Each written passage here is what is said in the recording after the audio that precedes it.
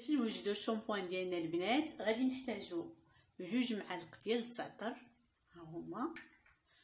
غادي نحتاجو ايضا 2 معالق ديال الرز البنات، الرز العادي ماشي كلاصي، ماشي البسمتي، ماشي هذا، غير العادي، داك الرز العادي. وغادي نحتاجو كذلك 2 معالق ديال الشوفان، هذا هو الشوفان. كاين بعض الاخوات ما كيعرفوش رغم انه دابا متداول بزاف البنات. المهم هادو هما المكونات الاولى اللي غادي نحتاجو. غادي نجيبو واحد اي حاجه، المهم نتوما اللي يعجبكم. انا هنا غادي ندير العناصر كامله البنات في واحد الجبانيه. في هذه الاثناء راني دايره كيسخن البنات، حيت غادي نحتاجو الماء السخون. المهم كي قلت لكم 2 معالق، انا هنا راني عبرهم. ها هي المعلقه الاولى، بطبيعه الحال المعلقه تكون كبيره البنات. ها المعلقه الثانيه مع 2 معالق ديال الشوفان، 2 ديال الروز، ها الاولى، ها الثانيه، كذلك 2 المعالق ديال الزعتر. هاد المكونات البنات غادي نخلطوهم كاملين على هاد الشكل. وكي قلت لكم راني رده الماء تيسخن، غادي الماء باش يغلى غادي نجيب الماء غليان باش نضيفوه ليهم.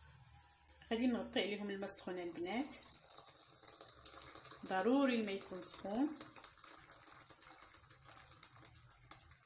شفتوا بعد ما حركناهم غادي نرجعوا البنات نحركوهم مره اخرى. هاد المكونات بثلاثه خواتاتي غادي نغطيهم وغادي نخلوهم ان شاء الله حتى الغدا ونكمل معكم الوصفه. انا دابا راني كنوجدهم في العشيه الليل هذا صافي.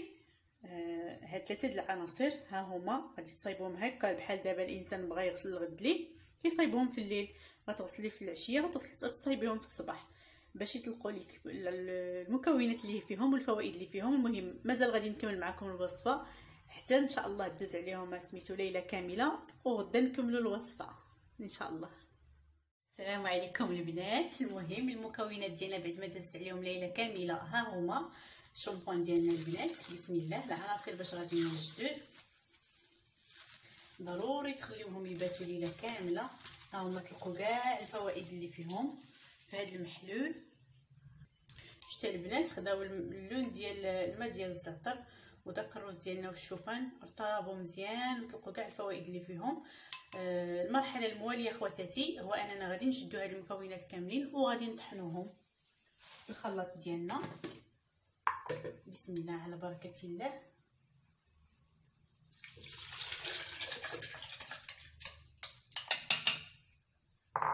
شفتوا البنات ها هو غادي نطحن كل شيء ونرجع معكم ان شاء الله.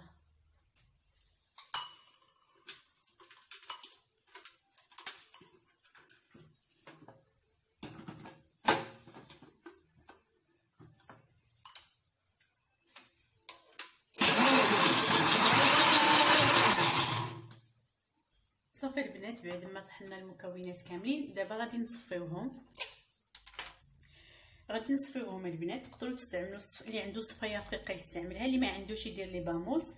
انا البنات غادي نصفي غير في هذيك الصاشيه ديال اللي كتجيبوا فيها الصخره. المهم ما غنحتاجش نغسلها من بعد، غنصفي بها ونرميها. اللي بغيت البنات نقول لكم بلي انكم الاغلب ديالكم كيعرف بلي انه الرز زوين للشعر، فيه فيتامينات وفيه معادن اللي كيطولوا لنا الشعر ديالنا وكيطيحوا الزغبه. زوين بزاف البنات والله. الماء تاع الارز راه معروف عليه انه مفيد للشعر وحتى الشوفان اخواتاتي. الشوفان كيحد من التساقط وكيعالج مرض الثعلبه. الله ينجينا ونجيكم. اللي عنده مرض الثعلبه في الشعر ديالو راه كيعالجو. فيه معادن حتى هو كثيره، صحي بزاف للشعر سواء تناولناه او لا وضعناه على الشعر. وهو كيقلل من التساقط اخواتاتي حيت فيه بزاف ديال المركبات الغذائيه المفيده للشعر. كيزيد في السمكه ديال الزغبه، اللي عنده الزغبه رقيقه كيغلظ الزغبه. كيحتوي البنات على الزنك وعلى النحاس وعلى فيتامين بي. هاد المعادن كاملين كيحفزوا الشعر باش يطول في ساعه في مده قصيره. وهو فيها البنات واحد الماده صابونيه كتنظف وكتعقم، وحتى الزعتر مفيد بزاف. داتني البنات الهضره. المهم بسم الله، هانتوما هذه راه غسلتها البنات، شللتها ونشرتها ودرت ليها هكا باليديا حتى سميتو نشرتها شويه. بسم الله، حيت هي ما غاديش تخلي دوك الشوائب يدوزو. حنا بغينا نتحصلوا على شامبوان بدون ما يكونش فيه حتى شي هذا سميتو ديال الروز اولا ديال الزعتر اولا ديال الشوفان. شفت البنات اللون ديالو خدا سميتو ديال الزعتر. هاد سميتو هادو البنات راه تقدروا تعتمدوهم كقناع، راه ما ترميوهمش كامل باش نصفيه بقى وحده. هاد الشوفان والروز وشتو كيبقى البنات في القاع ديال الكاس. الروز تحل غير طبق خوينا عليه الماء السخون وسميتو تحل. هادشي باش زوين هذا الروز العادي، كيطلق كاع المكونات اللي فيه هكاك. غنعاود البنات نصفيه حيت تحلات ليا الخنشه، ضروري نعاود ليه.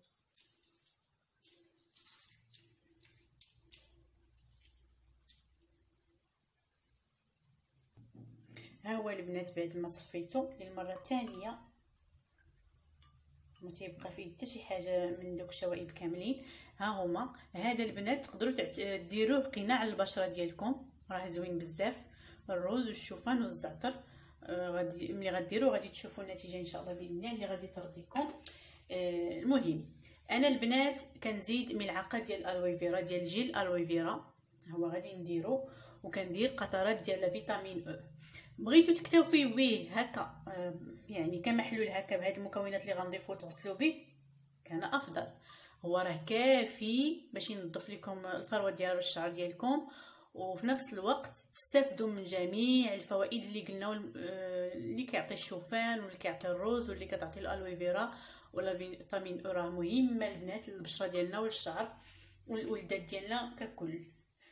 ما بغيتوش حيت هذا شامبوان طبيعي تقدروا تضيفوا مهم، حيت حنا كاين اللي ما كيرتاحش الا شاف الرغوه. الناس ديال زمان البنات كانوا كيغسلوا شعرهم غير بالغسول، وما شاء الله راكم كل وحده منا كتعرف واحد من جدودها ولا هذا كان عنده السلف تلفين والشعر اللمعه ديالو سبحان الله وما كيطيح حتى حاجه. حنا دابا خرج علينا غير قوه الرغاوي وحق الله. المهم بغيتو تزيدوا ليه شامبون جونسون ديال الاطفال، المهم اي شامبو ديال الاطفال ديروه باش يعطيكم رغوه.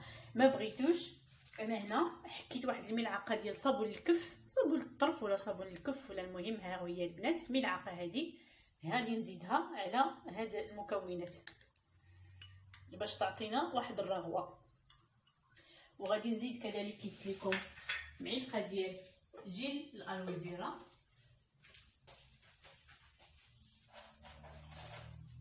وقطرات ديال فيتامين او باش نزيدو هاد الشامبان ديالنا يكون غني اكثر، وفي نفس الوقت اللي بغى يحتفظ به في الثلاجه ما يخسرش ليه. شفتوا هاد البنات ها هي الالويفيرا، الالويفيرا حتى هي راه زوينه البنات للشعر، مفيده جدا للشعر ديالنا. هاد الشامبوان البنات كيغنينا على الشامبوانات المصنعه اللي كنشريو، وبل افضل منهم حيت مع المداومه ان شاء الله باذن الله غادي يعطيكم نتائج زوينه ومضمونه بنسبه.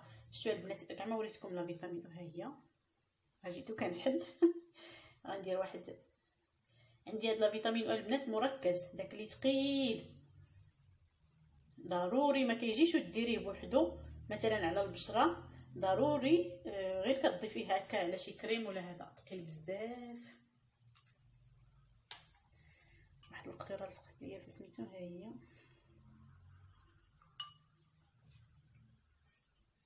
هذا ما كيدارش ديريكت البنات على البشره بوحدو، ضروري تخلطيه مع شي كريم اللي ما يكونش فيه لا فيتامين ولا هكا ديري في شامبوان ولا. المهم الشامبوان ديالنا البنات هو هذا خاص نتسنى شويه حتى يتحل الصابون. شامبوان طبيعي بمزايا زوينه البنات للشعر ديالنا. الا جربتوه ان شاء الله ما غاديش تستغناو عليه، غيولي معتمد عندكم. معلقه تاع الروز، الشوفان، الزعتر الالوي فيرا اللي توفرات ليه، اللي ما توفراتش ماشي مشكل، ماشي بالضروره. لا فيتامين او حتى هي اللي توفرات ليه، اللي ما توفراتش ليه معليش، يقدر يكتفي غير بالمكونات الاخرين. المكونات كلها افاده البنات للشعر، كطول لينا الزربه الناس حتى الناس اللي عندهم القشره. انا كنقول لكم البنات هادشي عن تجربه، راني جربته وشفت النتائج ديالو. كنتمنى البنات حتى نتوما انكم راني خويتو هنا. ها هو البنات شفتوه بعد ما ضفنا ليه داك الصابون المنجل اولا الصابون ديال الطرف. ها هو راه تيروي خواتاتي، خويتو في هاد القاروره. نتوما تقدروا تستعملوا شي قاروره يعني سالا لكم منها الشامبوان. نتمنى البنات تجربوه، انا اكيده انكم مع المداومه غادي ينال الاعجاب ديالكم. اقسم بالله زوين بزاف، منه قناع، منه تغذيه للشعر، منه كيعالج مشاكل الشعر. حنا دابا في الخريف وقت الحرث كنعرفوا بلي ان الشعر كيطيح بواحد الشكل اللي كلشي كيتشكل من تساقط الشعر. جربوا البنات هاد الوصفه وان شاء الله باذن الله راه غادي تنال الاعجاب ديالكم. بارطاجيوها مع الصديقات ديالكم، ما تبخلوش عليا بلي لايك ديالكم البنات الله يسهل اموركم. وخليتكم على خير لفيديو جديد بحول الله. مع السلامه.